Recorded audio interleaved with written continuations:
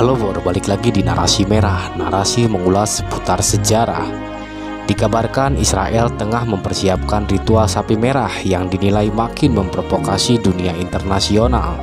Sapi-sapi itu diimpor dari Texas, Amerika Serikat. Israel meyakini ritual itu merupakan kunci untuk memenuhi nubuat dari Alkitab kuno. Dikabarkan sebuah altar besar sedang dipersiapkan di Yerusalem untuk melakukan ritual yang dimulai sejak zaman Nabi Musa itu. Karena memiliki makna keagamaan dan politik, peristiwa ini pun menarik perhatian dunia. Upaya Temple Institute untuk menggenapi nubuat dari Alkitab juga memicu ketegangan dari tepi barat yang didudukinya. Sapi merah tersebut yang diyakini diperlukan untuk membangun kembali kuil Sulaiman ketiga di Yerusalem dipandang sebagai simbol provokatif oleh umat Islam di seluruh dunia termasuk warga Palestina. Namun lokasi yang diusulkan untuk kuil ini yaitu Temple Mount di kota tua Yerusalem yang merupakan rumah bagi Masjid Al-Aqsa dan kuil Dome of the Rock, dua situs suci dalam agama Islam.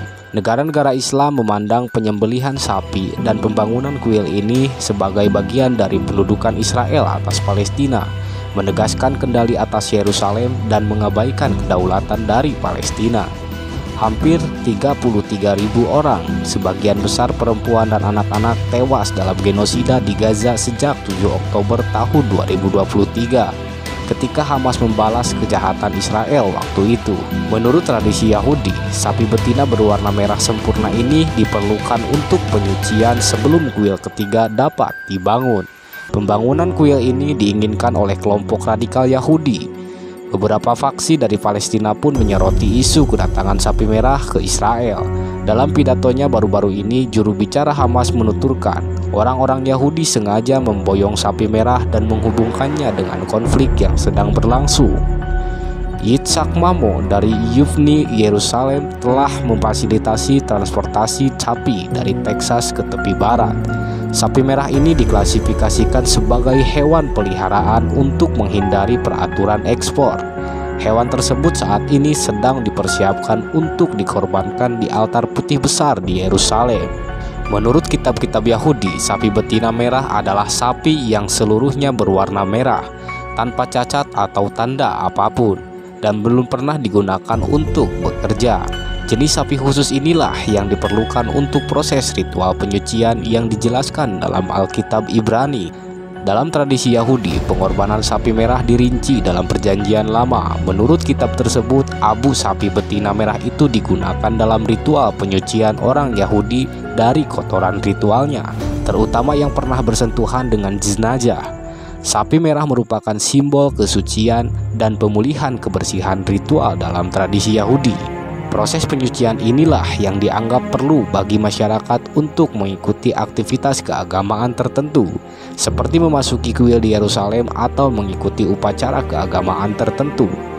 Warga Israel percaya bahwa persiapan dan pengorbanan sapi merah merupakan prasyarat untuk membangun kembali kuil ketiga di Yerusalem, tempat di mana Masjid Al-Aqsa berdiri saat ini.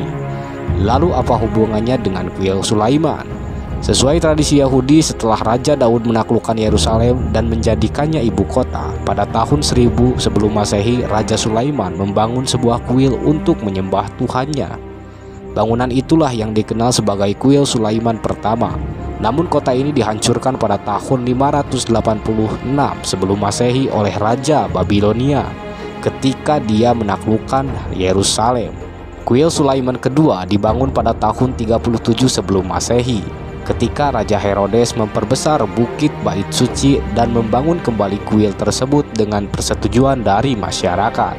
Pada masa Romawi itu, di tahun 70 Masehi, Bait Suci kedua kembali dihancurkan bersama dengan Yerusalem oleh tentara Titus. Pada periode inilah Yesus berada di Yerusalem.